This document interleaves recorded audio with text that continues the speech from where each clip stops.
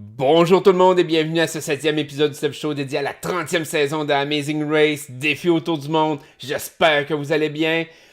Avant de commencer, si vous voulez vous abonner à la chaîne, activer les notifications, m'ajouter sur Facebook, sur Twitch ou laisser vos commentaires, tout se trouve en dessous de la vidéo. Aussi, n'oubliez pas de laisser vos commentaires sur mes vidéos les plus récents. Comme ça, je suis capable de faire un meilleur suivi par rapport à vos commentaires et de revenir sur ce que vous me dites des fois dans certaines vidéos ou du moins de vous répondre directement en dessous de votre commentaire. Donc, pour cette vidéo-ci, quand même assez court, on va parler de, évidemment, la perte de passeport de Lucas et Brittany et de l'effet que ça a pu avoir sur les épisodes qu'on a eus, donc les deux derniers épisodes.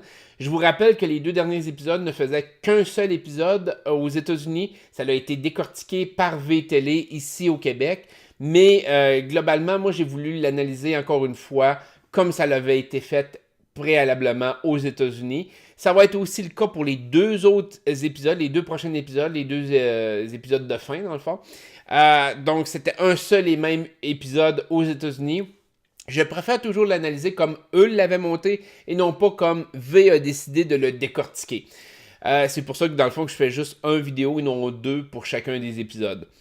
Donc, Lucas et Brittany ont fait la plus grosse gaffe qui est pas possible de faire dans Amazing Race, c'est-à-dire perdre leur passeport. Et je comprends jamais sincèrement comment que les équipes peuvent faire pour perdre leur passeport parce que s'il y a bien une chose qui est essentielle dans Amazing Race, c'est le passeport. Tu peux perdre absolument tout le reste. Tu pourrais perdre ton argent puis quand même essayer de te débrouiller sans ton argent. Tu pourrais perdre tes vêtements puis te débrouiller avec les vêtements que tu as sur le dos. Tes chaussures, n'importe quoi. Mais pas ton passeport. Ton passeport, c'est ton lien de vie avec Amazing Race. Tu ne peux pas passer au travers de l'aventure sans un passeport. Et de perdre ton passeport, ça démontre que soit que tu es tellement confiant que tu le mets à des places qui est comme bizarre, je dirais, ou tu le laisses dans des places que tu supposes qui est safe, mais qui l'est pas vraiment si tu l'oublies. Moi, personnellement, être dans Amazing Race, je garderais mon passeport toujours sur moi. Moi, il serait toujours dans mes poches. Il serait toujours. Ou si j'avais une petite ceinture banane, mettons. Je suis pas sûr que j'aurais ça, mais en tout cas, bref. Il serait toujours dedans. Je serais toujours avec 24 heures sur 24. La dernière chose que je voudrais, c'est de perdre mon passeport. C'est la seule chose qui te permet de survivre dans Amazing Race. Et Lucas Brittany ont fait cette erreur-là de perdre. C'était le passeport de Lucas. Faut dire que c'est pas les premiers qui ça arrive. C'est toujours crève-cœur de voir ça arriver parce que c'est une façon tellement chiante de perdre la course. Sincèrement, il n'y a pas de, y a pas de façon plus exécrable de perdre la course d'Amazing Race que de perdre son passeport. On pourrait toujours dire tous les éléments qui sont comme extérieurs à la course sont tous des éléments qui pèsent lourd puis qui jouent sur le système, en mon sens. Quand c'est, mettons, la chance qui fait en sorte que tu te fais éliminer. Par exemple, un mauvais chauffeur de taxi qui t'amène à mauvaise place. Il y a eu aussi des accidents qui sont survenus dans le passé dans Amazing Race, qui ont fait en sorte qu'il a pu mener à l'élimination d'une équipe. Et la perte de passeport fait partie de ça. C'est un élément. Pour moi, la perte de passeport est un élément que tu peux prévoir, que tu peux gérer. Donc, c'est pas au même titre qu'un accident, entre autres, que tu n'as aucune idée, ou qu'un mauvais chauffeur de taxi, que tu peux pas savoir que c'est un mauvais chauffeur de taxi. Le passeport devrait être quelque chose d'essentiel. Donc, évidemment, l'impact que ça a eu, c'est que Lucas et Brittany se sont trouvés très en arrière, ont été éliminés à cause de ça, dans le fond. Ils sont arrivés beaucoup trop tard pour faire les activités. Et je pense sincèrement, c'est peut-être une mauvaise vision que j'ai du jeu en tant que tel, mais je crois que l'épisode où Lucas et Brittany ont été éliminés, ce n'était pas censé être une élimination. Je pense que l'image du Tree of Life, donc de l'arbre de la vie, qui est en plein milieu du désert, qui survit, malgré tout, malgré qu'il n'y a pas d'eau, qu'il n'y a aucune source d'eau proche, je pense que c'était le moment idéal pour faire une non-élimination. Et c'est pour ça que souvent je critique les non-éliminations, mais je pense que cette situation-là aurait pu être justifiable de justement faire comme nous sommes à l'arbre de la vie. L'arbre de la vie te donne une vie de plus, tu continues l'aventure. Je pense que c'est quelque chose qui aurait été intéressant quand même à voir, malgré que je déteste les non-éliminations. Au moins dans un contexte comme ça, je trouve que ça avait une signification avec l'endroit où le pit stop était, donc où ce que la fin de l'épisode se déroulait.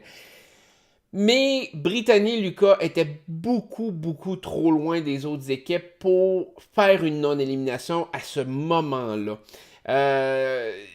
Le problème était que les activités étaient bouclées jusqu'au lendemain matin. Donc, eux ne pouvaient pas faire les activités avant le lendemain, si on les avait permis. Probablement qu'on ne les aurait pas permis de toute façon, parce que l'équipe de tournage prévoit pour une journée de tournage. S'ils sont dans une localité, ben, tous les employés qui donnent les indices, entre autres, tous les gens qui s'activent proches des activités, ben, sont là juste pour cette journée-là. Ils ont été payés pour cette journée-là. Ils ne feront pas revenir les gens. Généralement, ça reste quand même qu'Amazing Race, les activités qui se trouvent dans Amazing Race sont dans des endroits passants, donc des fois dans des entreprises, dans des commerces. On a vu justement comme le shopping mall, donc le centre d'achat. On a eu plein d'affaires comme ça. Donc, évidemment, c'est prévu comme ça de réserver une journée pour que les équipes fassent leurs activités dans cette journée-là. Donc, les permis sont émis dans cette optique-là. Les gens sont engagés dans cette optique-là. Des fois, les industries cessent leur activité cette journée-là pour permettre l'enregistrement d'Amazing Race. Donc, Lucas Brittany était, on pourrait dire, fait d'avance. C'était impossible pour eux autres de reprendre le dessus. Il aurait fallu qu'ils le fassent à noirceur, rendu là. Et est-ce qu'on leur aurait permis? Je pense que les activités ne s'y prêtaient pas de toute façon. C'était trop tard pour eux autres. Et je pense que l'équipe a repoussé la non-élimination plus loin parce que tu peux pas le donner s'ils n'ont pas fait les activités. Ça serait injuste par rapport aux autres équipes de dire, ben écoute, t'es arrivé dernier, mais voilà, c'est une non-élimination. On skip toutes les activités d'avant, il n'y a pas de problème, rentre au bercail. Parce que tu ne sais pas le temps que ça leur aurait pris. Tu ne sais pas s'ils se seraient blessés durant ces activités-là. Tu ne sais pas s'ils auraient abandonné durant ces activités-là. Donc, tu ne peux pas permettre à l'équipe de survivre même avec ce retard-là, même si c'est une non-élimination. C'est impossible. Fait que je pense que c'était bien pensé. Je suppose ça que la non-élimination aurait été à l'arbre de la vie. Je trouve que ça aurait sonné logique, mais ça a dû être repoussé à l'autre épisode. Et donc là, à ce moment-là, on a vu Henry Evans finir dernier, être non éliminé, mais ne pas être éliminé. Mais ça avait perdu évidemment de son charme, je pourrais dire. Déjà que je déteste les non-éliminations, je trouve que là, ça avait perdu vraiment beaucoup de son charme. Dans les équipes qui restent, parce que je le sais évidemment comment que la finale se déroule. Je le sais évidemment quelle équipe qui va remporter, quelle équipe qui est éliminée quatrième. Donc, je vais essayer de l'analyser objectivement. À l'époque, comment je le sentais, c'était évidemment que l'équipe que je voulais le moins voir gagner était Henry et Evans. Donc, Henry et Evans, je trouvais que la façon qu'ils avaient joué, la façon qu'ils avaient traité les autres durant l'aventure, c'était une fin peu satisfaisante à mon sens, pas satisfaisante à mon sens, alors que les autres équipes avaient tous leurs points forts, leurs points faibles. Je trouvais que, exemple, Cody, Jessica, ça faisait quand même un beau couple. La façon que Cody prenait toujours sous son aile Jessica, je trouvais que ça faisait, c'était beau à voir, c'était intéressant. On pense comme Alex et Connor, toujours super drôle, super comique, toutes les situations, ils ressortaient un peu du lot, c'était le team plus humoristique, on pourrait dire.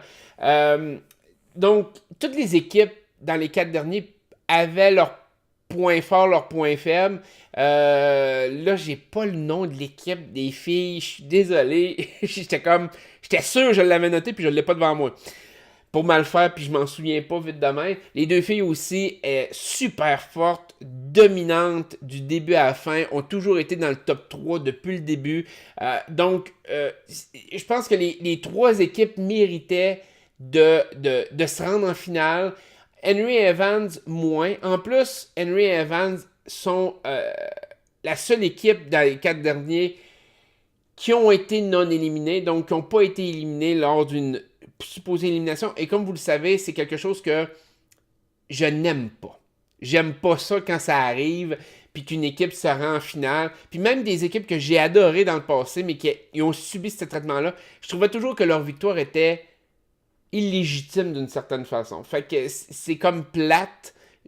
C'est comme, t'aurais été éliminé normalement. Si t'avais pas eu cette chance-là, t'aurais été éliminé. Donc, Henry Evans, pour toutes ces raisons-là, je voulais pas les voir gagner à cette époque-là. Les autres équipes avaient toutes leurs forces, leurs faiblesses, comme je disais. Moi, personnellement, à cette époque-là, j'avais le sentiment que l'équipe des filles allait remporter. Au début de la saison, c'était encore une histoire de... il y a très peu d'équipes de femmes qui ont remporté jusqu'à maintenant. Il y a très peu d'équipes de femmes qui ont fait aussi bien pendant toute une saison. Ça a été remis souvent sur le tapis par Phil, par l'animateur. Donc, j'avais le sentiment que ça allait être cette équipe-là qui allait gagner. Mais par contre, des trois équipes de Alex Connor, c'est l'équipe des femmes et évidemment de Cody, Jessica. Je trouvais que c'était trois équipes qui valaient la peine de voir compétitionner à la fin. C'était l'analyse que j'en faisais à cette époque-là. Donc, vous allez le vivre. Pour ceux qui n'ont pas vu la saison, vous allez vivre un peu ce qui se passe. C'est, comme je vous disais toujours, habituellement, Amazing Race, c'est un peu comme Survivor. Ils tendent à faire en sorte que le téléspectateur soit satisfait de la finale. Ça ne veut pas dire qu'il va être ultra heureux, mais il va être satisfait de la finale, de comment que c'est joué, que l'équipe mérite de gagner. Dans le cas de Survivor, c'est le joueur, là, généralement. Ou du moins, ça ne sera pas une équipe ou un joueur qui est détesté qui va remporter. Donc, je vais vous revenir avec la finale. Ça va être quelque chose d'assez simple à vous expliquer puis à revenir un peu dessus au prochain épisode. Mais je pense que cet épisode-ci, dans le fond, je fais un peu le tour de tout ce qu'il y avait, qu'il y a eu dans les 2 derniers épisodes. Le contenu est plus limité avec Amazing Race. Je vous le répète à chacun des vidéos. Mais ça reste quand même super intéressant de faire le tour puis d'argumenter parce que certaines personnes quand même m'en parlent en privé. D'argumenter avec vous autres du déroulement des choses. Dans ce cas-ci, ce qui est un peu plate, c'est le fait que on sait déjà ce qui va survenir, ce qui n'est pas nécessairement le cas comme avec Survivor ou Big Brother ou même Occupation Double. On fait des suppositions, mais on ne peut pas le savoir. Dans le cas d'Amazing Race, c'est sûr que je connais un peu la finale. Donc, malgré que j'essaie d'être objectif, c'est sûr qu'il y a toujours un petit côté biaisé. Il y a toujours une analyse qui est, je pourrais dire, différente par rapport à ça. Fait que je vais vous laisser là-dessus. Prenez soin de vous autres et on se retrouve aux prochaines vidéos. Bye bye.